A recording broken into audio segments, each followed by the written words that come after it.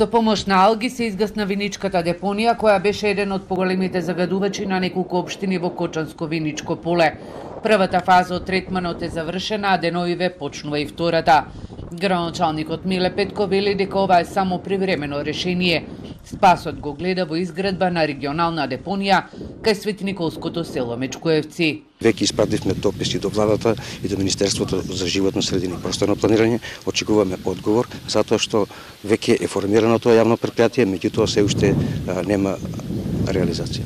12 години се реализира проектот за изградба на современ систем за отпад за 18 општини од источниот и североисточниот регион. Општините досега добија нови камиони и контейнери. Јавно претпријатие кое ќе стопанисува има, но нема назначено директор.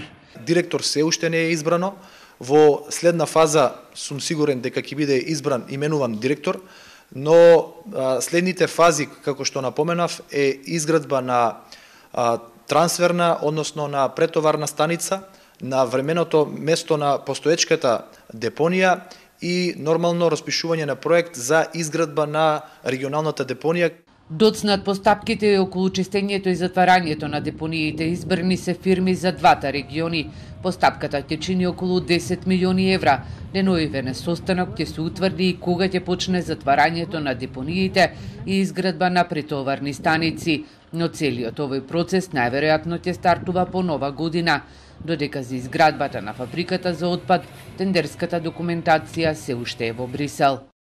Проектот е кај донаторите, ние ги испративме сите потребни документи. Од нив зависи кога ќе биде распишан тендерот. Ние како министерство немаме веќе ништо. Сега донаторите, односно ЕУ, треба да го распише тендерот и да избере фирма која ќе го гради современиот систем за отпад за двата реони.